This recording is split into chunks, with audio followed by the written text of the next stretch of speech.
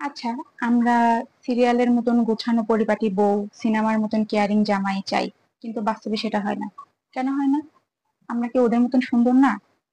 আমরা কি ওদের মতন গোছানো পরিপাটি না? নাকি ওদের সিনেমা করতে গিয়ে দুই চারটা এক্সট্রা পাখা আছে যেটা আমাদের নাই? তাহলে ওদের মতন আমাদের লাইফ কেন হয় না? তোমাদের মতন আমারও মাথায় প্রশ্ন এরকম ঘুরঘুর করতে থাকে। কিছু উত্তর খুঁজে পাইছি, বলতেছি। কি হবে কাপল পিকচারের মধ্যে আর্টিফিশিয়াল হাসি দিয়ে, শুধুমাত্র কাপল ব্লগ করে, ছবির জন্য একটা সুন্দর ফেক স্মাইল দিয়ে?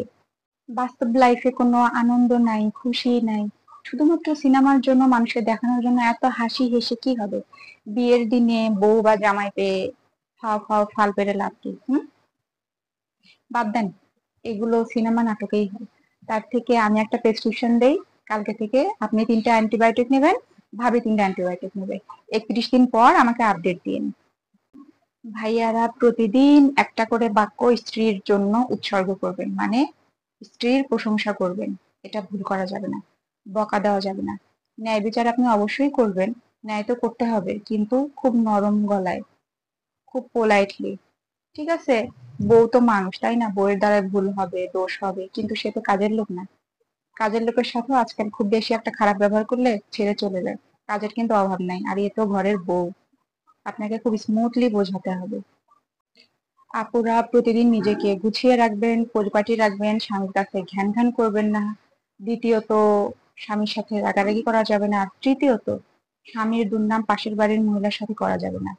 পাশের বাড়ির মহিলার সাথে স্বামীর দুর্নাম করলে তার পাপ কখনো পুণ্যে পরিণত হবে না।